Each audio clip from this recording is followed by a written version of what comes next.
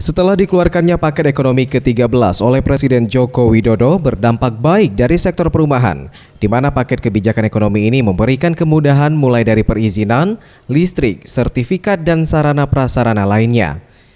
Tidak hanya itu, pihak perbankan yang membiayai perumahan juga mendapat kemudahan, di mana suku bunga kredit pemilikan rumah atau KPR kini hanya sebesar 5%, serta uang muka hanya 1 hingga 5%. Apalagi dengan Bank BTN telah memberikan suku bunga 5% berdasarkan ketetapan dari pemerintah, dan juga uang muka kita bisa sampai 1% sampai 5%, saya yakin akan menjadi lebih banyak lagi.